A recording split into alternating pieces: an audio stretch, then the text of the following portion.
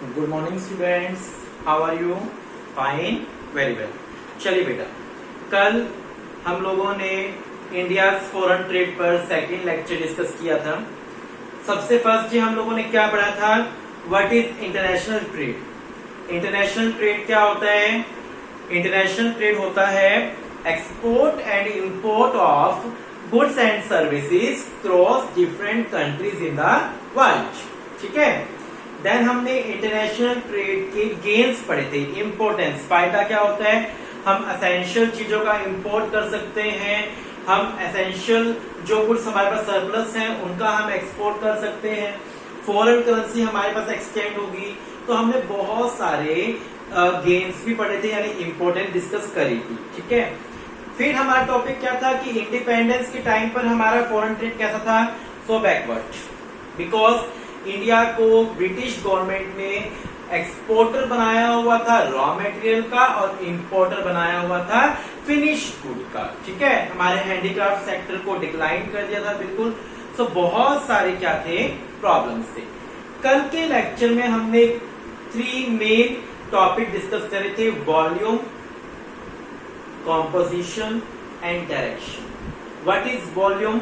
Value of export and import. Export and import की value को बोलते हैं वॉल्यूम। ठीक है। जिन गुड्स एंड सर्विसेज में हम एक्सपोर्ट एंड इंपोर्ट करते हैं उन गुड्स एंड सर्विसेज को बोलते हैं कॉम्पोजिशन ऑफ ट्रेड। ठीक है। उनको क्या बोलेंगे? कॉम्पोजिशन। एंड डायरेक्शन में क्या था? कंट्रीज। डायरेक्शन में क्या था? कंट्रीज। जिन कंट्रीज के साथ हम लोग क्या करते हैं? डील करते हैं, वो क्या कहलाती है? Direction of trade. ठीक है। सो हमने कल के लेक्चर में वॉल्यूम ऑफ ट्रेड डिस्कस कर लिया था, composition of foreign trade discuss किया था। इसमें हम लोगों ने 3 पॉइंट्स मेन डिस्कस करे थे कि क्या चेंज हुआ। क्या चेंज हुआ कि पहले जहां एग्रीकल्चरल गुड्स का बहुत ज्यादा एक्सपोर्ट होता था, अब एग्रीकल्चरल गुड्स का एक्सपोर्ट डिक्लाइन हो गया। क्या हो गया? डिक्लाइन। डिक्लाइन क्यों हुआ? कि अब एग्रीकल्चर गुड्स को डोमेस्टिक इंडस्ट्रीज में ही यूज किया जाने लगा। ठीक है। जो कन्वेंशनल आइटम्स थी like jute, T, food grain, minerals etcetera, इन कन्वेंशनल आइटम्स का भी यूज जो एक्सपोर्ट था वो डिक्लाइन हो गया। अब ज्यादा से ज्यादा ये चीजें हम लोग इंडिया में ही यूज करने लगे, यानी इंडिया में ही इन गुड्स की डिमांड इंक्रीज हो गई। देन था कि जो मैन्युफैक्चर गुड्स थे उनका परसेंटेज इंक्रीज हुआ एक्सपोर्ट में, जो पहले बहुत कम था। ठीक है। क्लियर बात? बिल्कुल। बात आई समझ आप लोगों को? चलिए, आज हमें पढ़ना है डायरेक्शन ऑफ फॉरेन ट्रेड। यहां पर मेरे पास एक टॉपिक है, उससे पहले पेज नंबर 95 पर, what is agrarian economy. Agrarian economy is that type of economy which depend on agriculture sector including life stock farming या क्रॉप प्रोडक्शन। देखिए, एग्रीग्रेन इकोनॉमी किसको बोलते हैं? एग्रीग्रेन इकोनॉमी उस इकोनॉमी को बोलते हैं, उस देश को बोलते हैं जो किस पर डिपेंड है? एग्रीकल्चरल सेक्टर पे डिपेंड होता है, इंक्लूडिंग लाइफ स्टॉक। ठीक है, फार्मिंग और crop production. It is that form of the economy where major factor of production is the agriculture land, जहां पर एग्रीकल्चर लैंड को ज्यादा यूज किया जाता है। यानी एग्रीकल्चर पर जो कंट्री डिपेंड है ना, वो क्या कहलाएगी? एग्रीग्रेन इकोनॉमी कहलाएगी। ठीक है। चल, हमारे पास टॉपिक है direction of trade. Direction of trade का मीनिंग आप समझ ही गए हैं कि जिन जिन कंट्री के साथ हम लोग क्या करते हैं? Export and import. जिन कंट्रीज के साथ हम लोग एक्सपोर्ट एंड इंपोर्ट करते हैं वो क्या कहलाते हैं? डायरेक्शन ऑफ ट्रेड कहलाता है। क्या कहलाएगा? Direction of trade. चलिए देखिए, since 1951 direction of India foreign trade has also undergone a substantial change. List of our trading partner has tended to expand our time which point to a stronger foothold in the international market. क्या कहता है? 1951 में एक direction के अंदर बड़ा change आया। जिन countries के साथ हम लोग व्यापार नहीं करते थे उन कंट्रीज के साथ भी अब हम लोग बिजनेस ऑक्यूपेशन करने लगे, यानी हमारे ट्रेडिंग पार्टनर्स चेंज हुए। कब चेंज हुए? 1951 में।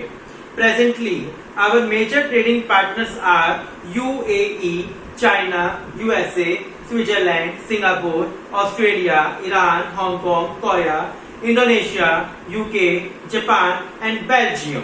ठीक है, कहते हैं प्रेजेंटली हमारे जो मेजर ट्रेडिंग पार्टनर्स हैं वो कौन कौन है। This is in sharp contrast to pre 1951 scenario when our international trade was confined largely to UK, USA। मतलब 1951 से पहले हम लोग सिर्फ किससे ट्रेडिंग करते थे, यूके यूएसए से, लेकिन उसके बाद हमारे मेजर ट्रेडिंग पार्टनर्स चेंज हो गए। अब हम लोग चाइना, यूएसए, स्विट्जरलैंड, चाइना से थोड़ा सा पंगा चल रहा है, लेकिन ये हमारे मेजर ट्रेडिंग पार्टनर्स रहे। A notable feature of the directional pattern of India's foreign trade is that in the recent year, UAE has emerged as our leading trading partner. USA, which was our leading partner till 7-8, ठीक है, 7-8 2007-8 तक हमारा leading partner कौन था, major leading partner international trade के अंदर USA. लेकिन अब हमारा मेजर लीडिंग ट्रेडिंग पार्टनर कौन है, यूएई। ठीक है, USA share in India's export during 16-17 was recorded to be 15.3%। देखिए आपको साइड में चार्ट दिया हुआ है, तो आपको पॉइंट्स में ज्यादा जाने की जरूरत नहीं है। हमारा एक्सपोर्ट यूएसए में कितना था, 15.3%, यूएई में कितना था, 11.3%, चाइना का कितना था एक्सपोर्ट हमारा, 3.7%, एंड अदर्स में 69.7%, और इंपोर्ट कितना था, चाइना से सबसे ज्यादा, then USA, then Saudi Arabia, Switzerland, others. तो आपको यहाँ डाटा दिया हुआ है कि हम किस देश से कितना इंपोर्ट करते हैं और किस कंट्री से कितना एक्सपोर्ट करते हैं। ठीक है, आपको बहुत ज्यादा इनको क्रैम नहीं करना, इन पॉइंट्स को बस ब्रीफ में पढ़ना है, माइंड में स्टोर करना है और अपनी लैंग्वेज में बनाकर लिख कर आना है। Saudi Arabia has also emerged as our significant trading partner, recording about 4% share in India's foreign trade between 10-11 and 16-17। जो सऊदी अरब है वो भी हमारा एक बहुत बड़ा ट्रेडिंग पार्टनर रहा। सऊदी अरब से हम लोग पेट्रोल लेते हैं, ठीक है, पेट्रोल का ट्रेडिंग करते हैं, और पेट्रोल का इंडिया में एक बहुत बड़ा कंजप्शन पॉइंट है। ठीक है, it is interesting to note that in the wake of globalization and free trade, Chinese goods have dominated to Indian markets much more than Indian goods in the Chinese market. Consequently, our import from China have risen much more than our export to China। ये बात सबको पता है कि China से हमारा export बहुत ज्यादा है rather than import। हम लोग चाइनीज गुड्स की डिमांड बहुत ज्यादा करते हैं rather than इंडियन गुड्स। तो ये सारे हमारे डायरेक्शन ऑफ ट्रेड के पॉइंट्स थे। ठीक है, चलिए 1991 a year of divide। 1991 को ईयर ऑफ डिवाइड कहा जाता है। ठीक है, कहता है कि constant rise in population from 91 till two present time 28 years. ठीक है, 28 ईयर्स में इन 28 सालों के अंदर हमारे देश की पॉपुलेशन कंटिन्यू क्या हुई है, राइज हुई है। ठीक है, क्या कह रहे हैं देखिए, study of the behaviour of India foreign trade brings out a significant point that the volume of trade has tend to gain momentum only after 1990। ठीक है, 1990 till 1990 we were relying on a different trade strategy। We were relying on inward looking trade strategy। It was only in 1991 that we shifted the strategy of export promotion। देखिए ये वाला third topic ना आपको next chapter में समझ आएगा जब आप एलपीजी पॉलिसी पढ़ेंगे, लिबरलाइजेशन, प्राइवेटाइजेशन एंड ग्लोबलाइजेशन। 91 में हमारी कंट्री ने ग्लोबलाइजेशन नाम की पॉलिसी बनाई। ग्लोबलाइजेशन पॉलिसी क्या थी, जिसके अंदर हम लोग फ्री ट्रेड कर सकते थे दूसरी कंट्रीज के साथ। 91 से पहले बहुत सारी रिस्ट्रिक्शंस थी ट्रेडिंग के ऊपर, इंटरनेशनल ट्रेड के ऊपर। अब वो रिस्ट्रिक्शंस धीरे धीरे डाउन होती चली गई। ठीक है, तो 91 के बाद हमारे देश का इंटरनेशनल ट्रेड काफी बढ़ा, हमारा एक्सपोर्ट काफी बढ़ा, क्योंकि स्ट्रेटेजीज कुछ इस तरीके से बनाई गई थी। तो ये वाला टॉपिक आपको इतना ज्यादा नहीं करना, बस ये पढ़ लीजिए 91 से पहले इनवर्ड लुकिंग ट्रेड स्ट्रेटेजी थी, उसके बाद हमारी ये inward looking trade strategy change हो गई ड्यू टू एलपीजी पॉलिसी के कारण। ठीक है, यहाँ टॉपिक ज्यादा डिटेल में आपको नहीं समझना इस टॉपिक को। चलिए अब टॉपिक क्या है, इनवर्ड लुकिंग ट्रेड स्ट्रेटेजी क्या है। इनवर्ड लुकिंग ट्रेड स्ट्रेटेजी क्या है? इसको बोलते हैं import substitute strategy, import substitute strategy भी बोलते हैं।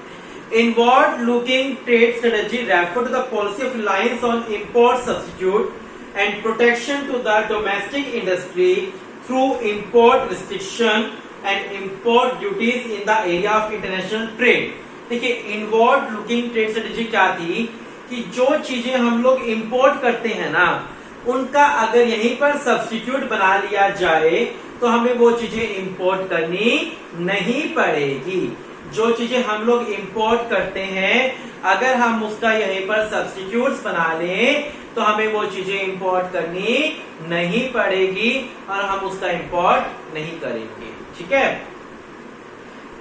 कहता है inward looking trade strategy refer to the reliance on import substitute and protection to domestic industry. ऐसा क्यों किया गया? ताकि हमारी जो डोमेस्टिक इंडस्ट्रीज है उनको क्या मिल सके?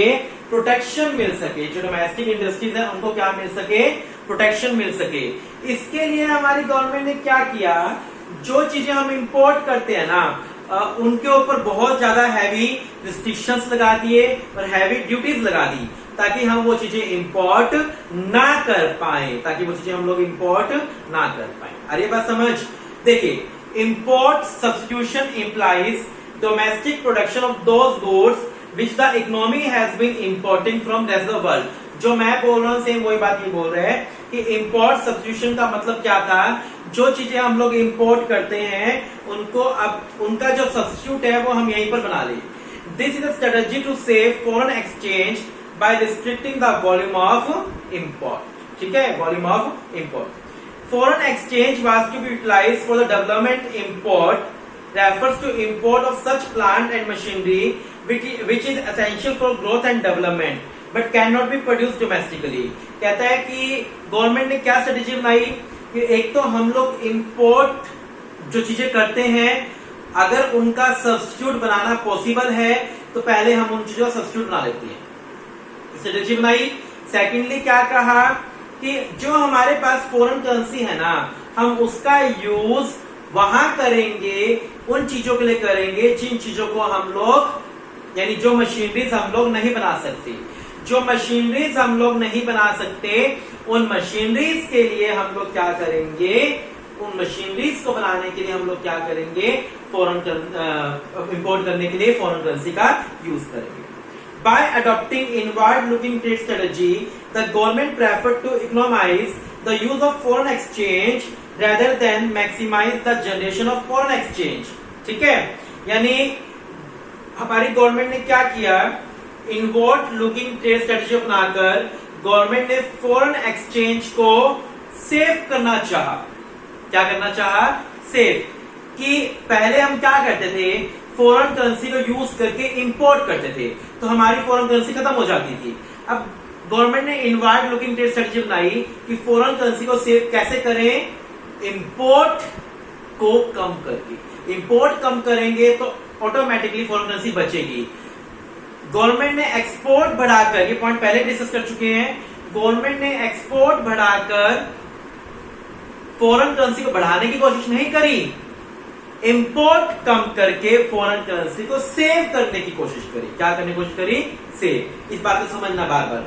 Also the government wanted to protect the domestic industry. Government domestic industries को भी प्रोटेक्ट करना चाहती थी। यानी मैं सिंपल सी बात बोलूं तो 4 पॉइंट क्या फीचर्स है जो इनवर्ड लुकिंग ट्रेड स्ट्रेटेजी थी। इनवर्ड लुकिंग ट्रेड स्ट्रेटेजी क्या थी कि इंपोर्ट जो हम चीजें करते हैं हम उनके क्या बना लें, सब्स्टिट्यूट बना लेते हैं। ये इनवर्ड लुकिंग ट्रेड स्ट्रेटेजी है। ठीक है, अब इसमें क्या किया गवर्नमेंट ने, पहला पॉइंट क्या था कि जो चीजें हम इंपोर्ट करते हैं उनके सब्स्टिट्यूट बना दो। सेकेंडली क्या किया, फॉरेन करेंसी को सिर्फ कहां यूज किया जाएगा, उन मशीनरीज को परचेज करने में यूज किया जाएगा जिसको हम इंडिया में मेड नहीं कर सकते। थर्ड, गवर्नमेंट ने क्या किया, फॉरेन करेंसी को सेव करने की कोशिश करी।